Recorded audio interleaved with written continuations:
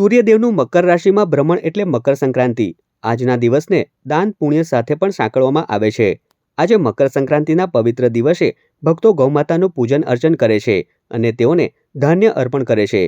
ભરૂચ અંકલેશ્વર ખાતે શ્રદ્ધાળુઓએ ગાય માતાની પૂજા કરી તેઓને ઘાસચારો તેમજ ઘૂઘરી ખવડાવી હતી।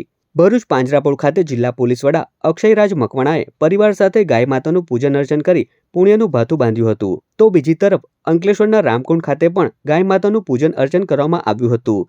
સૂર્યના રાશિ બદલવાથી દર 2 મહિનામાં ઋતુ બદલાય છે। મકર સંક્રાંતિ એક ઋતુ પર્વ છે જે હેમંત અને શીત ઋતુનો સંધિકાળ છે। એટલે હેમંત પૂર્ણ થયા પછી શીત ઋતુ શરૂ થાય છે।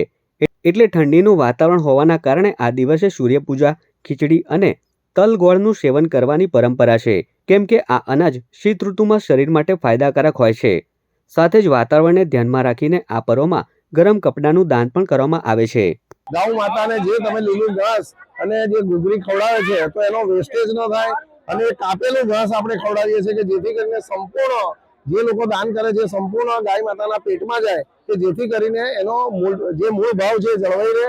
અને આ બધી ભાવના અમે ધ્યાનમાં રાખીને દર વર્ષે વખતો વખત આગલા અનુભવમાંથી જે કંઈક ફેરફાર કરવા યોગ્ય લાગે તે કરીએ છીએ। અને શહેરીજનોનો અમે ખૂબ ખૂબ આભાર માનીએ છીએ। આજે આખો દિવસ ભરૂચ પાંજરાપોળ ખુલ્લું છે અને તમામને પધારવા જાહેર આમંત્રણ છે।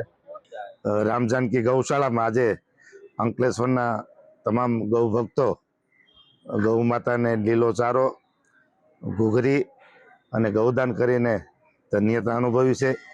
આ મકર સંક્રાંતિ 2026ની 35 વર્ષ પછી આ મકર સંક્રાંતિ આવી છે કે આજે એકાદશી પણ છે।